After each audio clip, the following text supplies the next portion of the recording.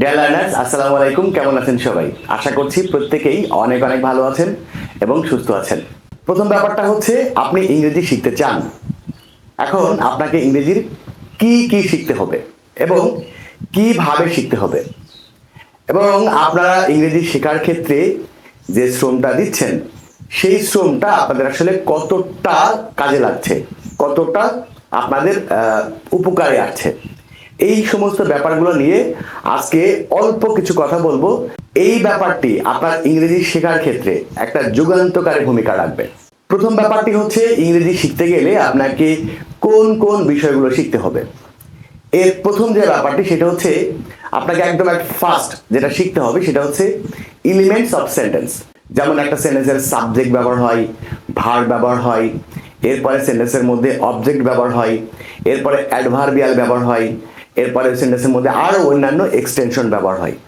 এখন এই জায়গাতে আপনাকে যে ব্যাপারটা শিখতে হবে সেটা হচ্ছে, একটা সেন্টেন্সের যে এলিমেন্টস গুলো রয়েছে সেই এলিমেন্টস গুলো আপনি কিভাবে ব্যবহার করবেন, মানে কোন অংশটা আগে দিবেন, কোন অংশটা পরে দিবেন, কোনটার আগে আর্টিকেল যোগ করবেন, কোনটার আগে প্রিপজিশন যোগ করবেন, কোনটার আগে আপনি আর্টিকেল এবং প্রিপজিশন দুটো যোগ করবেন, আবার কোনটার আগে আর্টিকেল এবং প্রিপজিশন দুটোর একটাও ব্যবহার করবেন না। অর্থাৎ আপনাকে প্রথম যে ব্যাপারটা শিখতে হবে সেটা হচ্ছে এলিমেন্টস অফ সেন্টেন্স।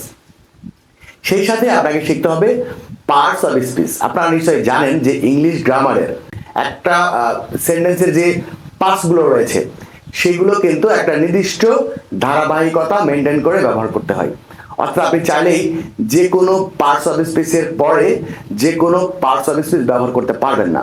যেমন ধরুন, নাউনের আগে যেটা বসাবেন সেটাকে অবশ্যই অ্যাডজেক্টিভ হতে হবে, আবার অ্যাডজেক্টিভের আগে যেটা বসাবেন সেটাকে অ্যাডভার্ব হতে হবে। অর্থাৎ এরকম ভাবে পার্টস অফ স্পিচ গুলো ব্যবহারের একটা নির্দিষ্ট নীতিমালা রয়েছে, সেই নীতিমালাটা আপনাকে জানতে হবে। আপনার দ্বিতীয় যে ব্যাপারগুলো আসবে সেটা হচ্ছে প্রিপজিশন। অর্থাৎ একটা সেন্টেন্সে স্বাভাবিকভাবে প্রিপজিশন কিন্তু অনেক ব্যবহার। আপনি খেয়াল করে দেখবেন যে আপনি সেন্টেন্স তৈরি করতে গেলেই কোনো না কোনো ভাবে প্রিপজিশনের ব্যবহার হয়। আবার একটা ভার্বের পরে আপনার প্রিপজিশন আলাদা হওয়ার কারণে আপনার ওই ভার্বের অর্থটাই চেঞ্জ হয়ে যায়। যেমন ধরুন, লিভের পরে যদি আপনি ইন ব্যবহার করেন তাহলে সেটাকে বলা হয় লিভ ইন, মানে বাস করা। আবার যদি আপনি লিভের পরে অন ব্যবহার করেন তো এই লিভ অন মানে হচ্ছে বেঁচে থাকা। আবার খেয়াল করুন যে লুকের পরে যখন আপনি অ্যাট ব্যবহার করছেন তখন তার অর্থ হচ্ছে তাকানো। আবার যখন আপনি লুকের পরে আফটার ব্যবহার করছেন তখন তার অর্থ হচ্ছে দেখাশোনা করা। এছাড়া আপনার কিছু জেনারেল ইউজ অফ প্রিপজিশন রয়েছে, যেমন উপরে বোঝালে অন ব্যবহার হয়, আপ ব্যবহার হয়, ওভার ব্যবহার হয়। এই যে প্রিপজিশনের ব্যবহার, এগুলোকে বলা হয় জেনারেল ইউজ অফ প্রিপজিশন। অর্থাৎ আপনাকে এই প্রিপজিশনের ব্যাপারগুলো শিখতে হবে। এরপরে আপনাকে যে ব্যাপারটা শিখতে হবে সেটা হচ্ছে আর্টিকেল। আপনি দেখবেন সেন্টেন্স তৈরি করতে গেলেই কিন্তু আর্টিকেলের প্রয়োজন হচ্ছে। অর্থাৎ কোন আর্টিকেল আপনি কখন ব্যবহার করবেন, কোন ক্ষেত্রে আর্টিকেল ব্যবহার হবে না, আর কথায় আর্টিকেলের ব্যাপারগুলো আপনাকে একটু ভালোভাবে জানতে হবে।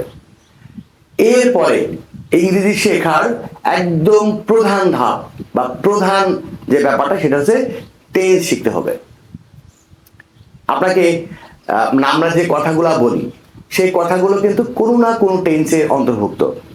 এই টেন্স সম্পর্কে আপনাকে একটা খুব ভালো ধারণা লাগবে। আপনার যদি টেন্সের সেন্স না থাকে তাহলে আপনার ইংরেজি শেখা আর সম্ভব হবে না। কারণ আপনি যে সেন্টেন্সই মেক করতে যাবেন সেটা কোনো না কোনো টেন্সের মধ্যে পড়বে। একমাত্র প্রেজেন্ট ইনডিফিনাইট টেন্সের কিন্তু 10টা ব্যবহার আছে।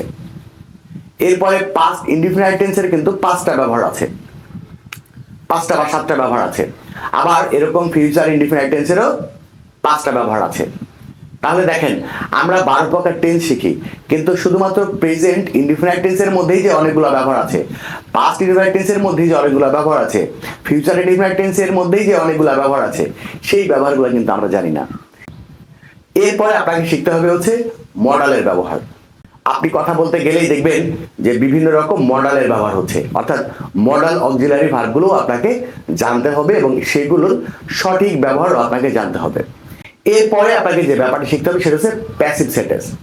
আমরা কিন্তু দুই ভাবে কথা বলি, একটা হচ্ছে আমরা অ্যাক্টিভ মোডে কথা বলি, আবার কখনো কখনো আমরা প্যাসিভ মোডে কথা বলি। যেমন আপনাকে এইভাবে আপনি বলেন যে আমাকে দাওয়াত করা হয়েছিল বাট আমি যাইনি, তাহলে দেখেন আমাকে দাওয়াত করা হয়েছিল, এটা কিন্তু প্যাসিভ সেন্টেন্স।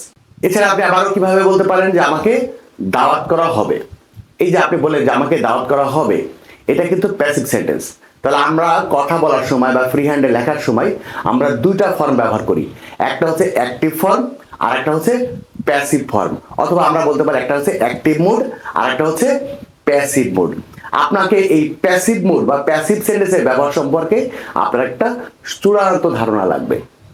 এছাড়া আর অল্প কিছু গ্রামার শিখলেই আপনি কিন্তু একদম ফ্লুয়েন্টলি ইংরেজিতে কথা বলতে পারবেন, ফ্রি হ্যান্ডে লিখতেও পারবেন। ইংরেজিতে কথা বলার জন্য, ইংরেজিতে ফ্রি হ্যান্ডে লেখার জন্য আপনাকে শত শত গ্রামার, হাজার হাজার গ্রামার মুখস্থ করতে হবে, হাজার হাজার ওয়ার্ড মুখস্থ করতে হবে, এরকম কিন্তু ব্যাপার না। আপনি যদি ইংরেজিতে কথা বলতে চান অথবা ইংরেজিতে ফ্রি হ্যান্ডে লিখতে চান, তাহলে আপনাকে হাজার হাজার গ্রামার মুখস্থ করতে হবে না।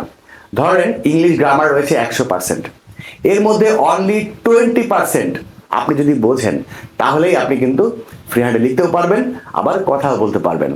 ইংরেজি শিখতে গেলে আপনাকে আরো একটি গুরুত্বপূর্ণ বিষয় শিখতে হবে, সেটি হচ্ছে মেকিং কোশ্চেন। অর্থাৎ আপনি যদি ইংরেজিতে কথা বলতে চান, তাহলে আপনাকে নিশ্চয়ই প্রশ্ন করতে হবে, অথবা আপনাকে কেউ প্রশ্ন করবে, আপনাকে সেই প্রশ্নের অ্যান্সার দিতে হবে। তাহলে আপনি যদি ইংরেজিতে কথা বলতে চান, তাহলে আপনাকে প্রশ্ন তৈরি করা শিখতে হবে এবং প্রশ্নের উত্তর দেওয়া শিখতে হবে। এই হচ্ছে মোটামুটি, আপনি যদি এই গ্রামারগুলো শেখেন, আর দু একটি যদি এক্সট্রা আরো কিছু বিষয় রয়েছে সেইগুলো যদি শেখেন, তাহলে আপনি ফ্রি হ্যান্ডে লিখতেও পারবেন, আবার আপনি ইংরেজিতে কথা বলতে পারবেন। এখন প্রশ্ন হচ্ছে, এইগুলো আমরা জানি বা এগুলো আমরা শিখেছি, কিন্তু তারপরেও তো আমরা ফ্রি হ্যান্ডে লিখতে পারি না, ইংরেজিতে কথা বলতে পারি না। এর প্রধান কারণটা হচ্ছে আমরা যেভাবে ইংরেজি শিখি, এই পদ্ধতিটাই হচ্ছে একটা ভুল পদ্ধতি।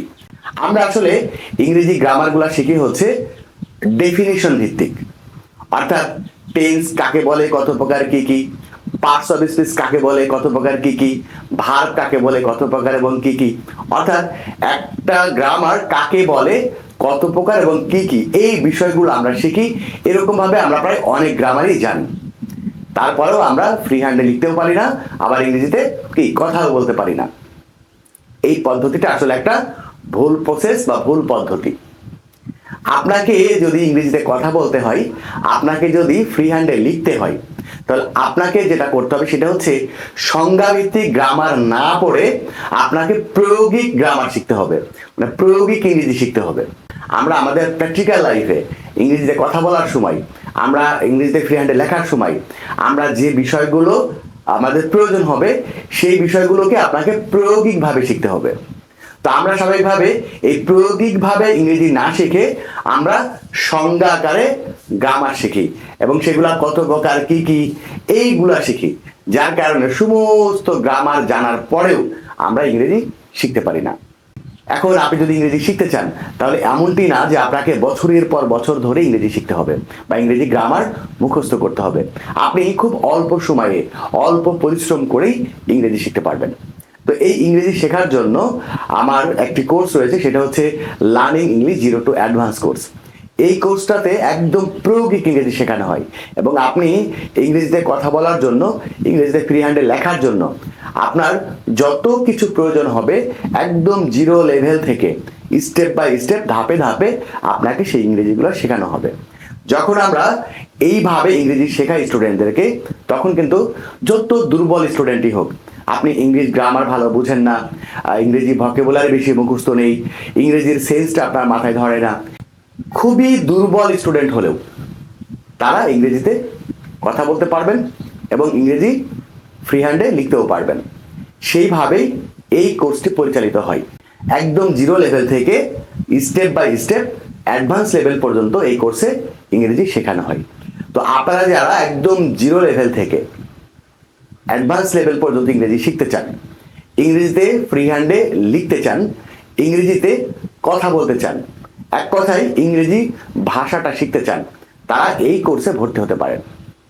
এই কোর্সটি হচ্ছে মাত্র 3 মাসের একটা কোর্স এবং এই 3 মাসের মধ্যেই আপনার ইংরেজির যে ভয়টা, সেটা সারা জীবনের জন্য ইনশাল্লাহ চলে যাবে এবং আপনি ফ্রি হ্যান্ডে লিখতেও পারবেন, ইংরেজিতে কথা বলতে পারবেন, ইংরেজি ভাষাটার মূল কাঠামোটা কি সেই ব্যাপারগুলো আপনি বুঝতে পারবেন।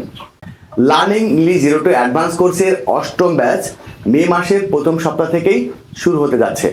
আপনি চাইলে এখন এই মুহূর্তে ভর্তি হতে পারেন। তবে এই জায়গাতে ছোট্ট একটা ইনফরমেশন আপনাদেরকে দিয়ে রাখি, এটা কিন্তু সীমিত আসনের একটি কোর্স। এই কোর্সের মাধ্যমে এরকম না যে এখানে হাজার হাজার স্টুডেন্ট ভর্তি নেওয়া হবে এবং সবাই চাইলে এই কোর্সে ভর্তি হতে পারবে। ব্যাপারটা কিন্তু এরকম না। এই কোর্সটা হচ্ছে সীমিত আসনের একটি কোর্স, মাত্র 30 জন শিক্ষার্থী নিয়ে এই কোর্সটি পরিচালিত হয়। আপনি যদি এই কোর্সে ভর্তি হয়ে আপনার ইংরেজির উইকনেসটাকে রিমুভ করতে চান, আপনি যদি ইংরেজি শিখতে চান, তাহলে আসন শেষ হয়ে যাওয়ার পূর্বেই এই কোর্সে আপনার সিটটি কনফার্ম করুন। স্ক্রিনে যে নাম্বারটি দেখছেন সেটাই হচ্ছে আমার পার্সোনাল নাম্বার এবং এইটাই হচ্ছে আমার পার্সোনাল হোয়াটসঅ্যাপ নাম্বার। আপনি এই নাম্বারে কল করে, হোয়াটসঅ্যাপে মেসেজ দিয়ে অথবা হোয়াটসঅ্যাপে কল করে আমার সাথে সরাসরি যোগাযোগ করে আপনার ভর্তিটি নিশ্চিত করুন। যাই হোক, আপনারা যারা একদম 0 লেভেল থেকে ধাপে ধাপে প্রায়োগিকভাবে ইংরেজি শিখতে চান, তারা এখনই স্ক্রিনে দেওয়া নাম্বারে যোগাযোগ করুন। ক্লাস শুরু হবে হচ্ছে মে মাসের প্রথম সপ্তাহ থেকেই। আজকে বিদায় নিচ্ছি, দেখা হবে পরবর্তী ক্লাসে। সেই পর্যন্ত সবাই ভালো থাকবেন, সুস্থ থাকবেন। আল্লাহ হাফিজ।